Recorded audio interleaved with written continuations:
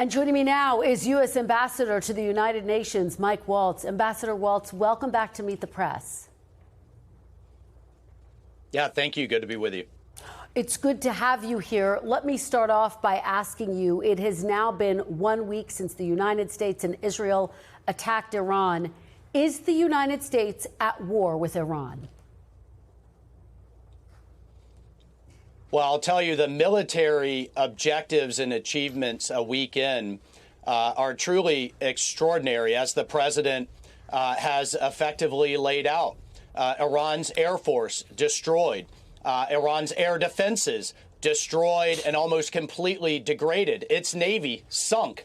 Over 40 ships sitting at the bottom of the ocean. And importantly, their ability to produce these ballistic missiles and these drones with which they've been terrorizing Israel, their neighbors in the Gulf, providing to Russia and using against Ukraine, is also being severely degraded. So the military, our great Secretary of War, Pete Hegseth, Secretary Rubio, and others are laying out the case in terms of how we are going to protect the American people and eliminate this threat once and for all. Kirsten, I can tell you as a veteran, I can't.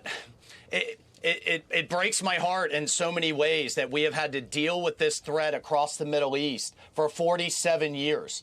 And I want to be clear, the Iranian regime started this war in 1979 under Jimmy Carter.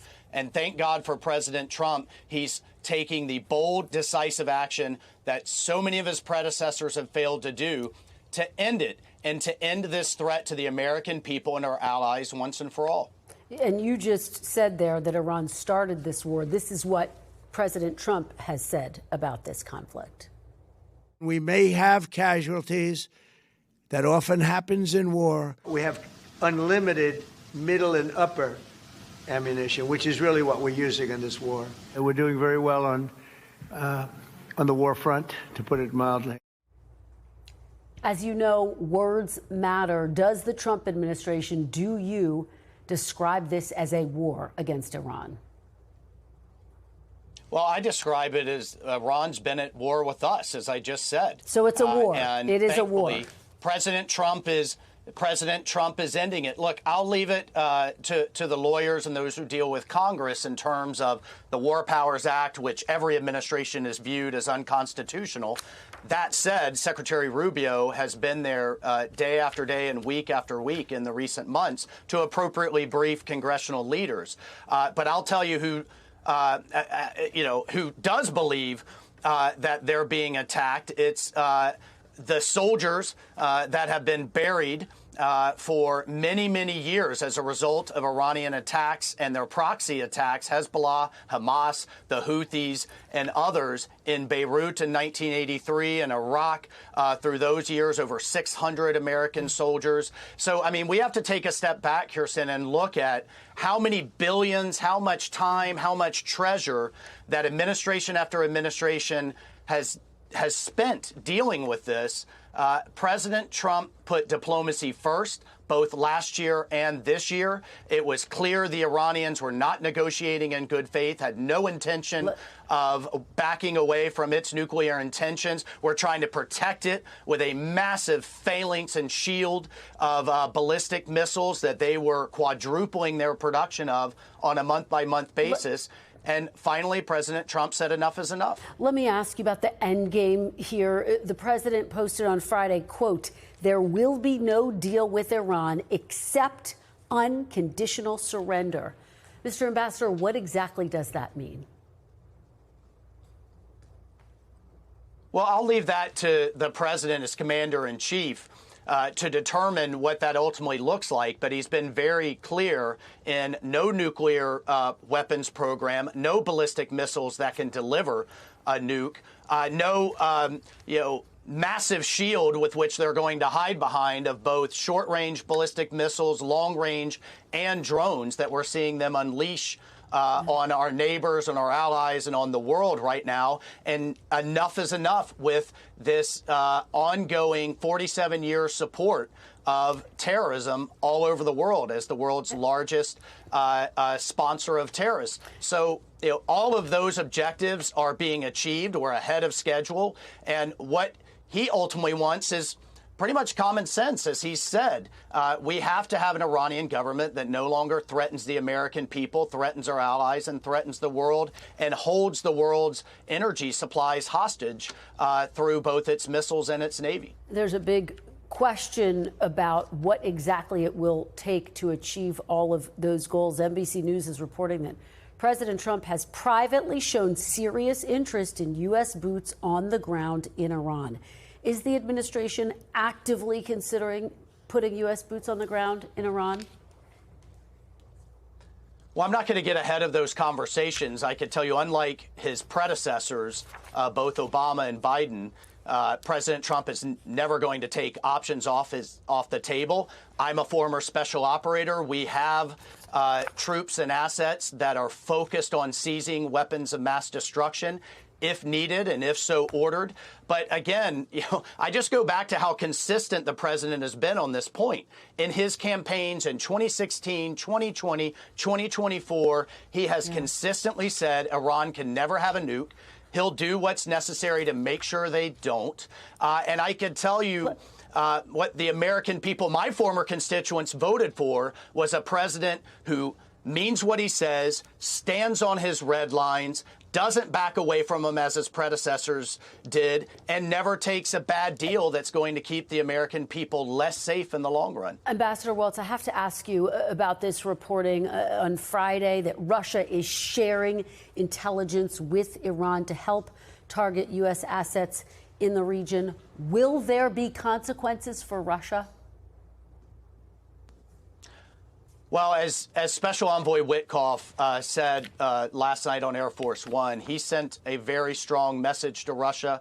I have no doubt President Trump will deal with it accordingly. Will there be consequences, though? And I don't want to get into it. I don't want to get into intelligence, but I'll tell you what, Russia right now has just lost its main supplier of these one-way drones that they have been sending in night after night into Ukraine. They just lost their main supplier of ballistic missiles. President Trump has taken incredibly decisive action in finally sanctioning both Rosneft and Lukoil, the main energy suppliers. That's a main form of revenue going into Russia. So no one can argue that he hasn't taken tough measures and will continue if he decides to do so as commander-in-chief. If Russia's giving Iran intelligence, do you effectively consider that Russia has entered this conflict? Well, we know that both Russia and Iran have had this symbiotic relationship, number one. Number two, if they are providing anything, it certainly hasn't been very effective because the U.S. military is decimating Iran's Air Force, air defenses, Navy, ground forces, command and control. So whatever they're providing, if they're providing anything, hasn't shown to help them very much. Two more, and we have about a minute left. The Treasury Department announced it was easing oil sanctions on Russia, which will help Russia fund its war in Ukraine, as you know. Why is the Trump administration helping Russia in this moment?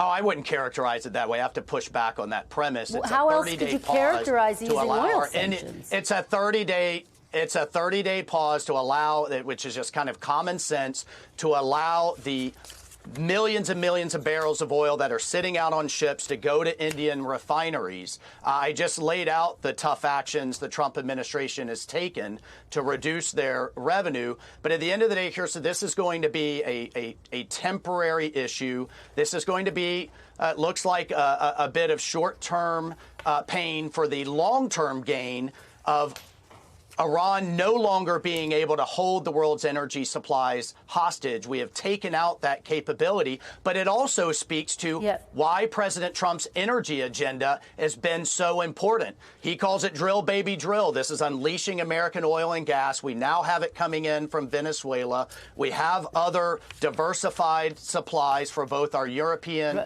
and our Asian allies, at the end of the day, the world will be safer, stronger, and more prosperous because President Trump has taken this action. And our Gulf allies, I got to tell you, here at the UN are outraged and are going to take both military and diplomatic action in the coming days and weeks. This whole strategy of Iran shooting in all direction at their neighbors and at our allies is absolutely backfiring on them. Yeah, and just to button it, I mean, Russia will be getting that money as it wages this war in Ukraine. But let me just ask you this critical final question. More than 170 But they're no longer getting drones or no longer getting ballistic missiles. All right. And at the end of the day, we're going to drive a deal to end that war. Okay, let me ask you about this critical final issue. More than 170 people, including many children, were killed in a strike on a school in southern Iran last weekend. On Saturday, President Trump said he thinks Iran was behind the bombing, but NBC News and others are reporting that the military's preliminary finding is that it's increasingly likely that a U.S. munition was responsible. Was Iran or the United States responsible, and will the U.S. provide evidence to the American people? Okay, so look, a couple of things here. One, well, let's let the investigation play out. Number two, again, as a veteran and special operator, we never deliberately attack civilians. If civilians were injured, it's always by accident. Contrast that. I mean, this is really rich coming from the Iranians, who they and their proxies hide caches of weapons and military apparatus in hospitals and schools. We know they do that all over the world. And this is coming from a regime that literally has massacred its own people at an industrial scale. So I don't believe a word coming out of their mouth. Let the investigation play out. All right, Ambassador Waltz, thank you so very much. We thank you for watching. And remember, stay updated on breaking news and top stories on the NBC News app or watch live on our YouTube channel.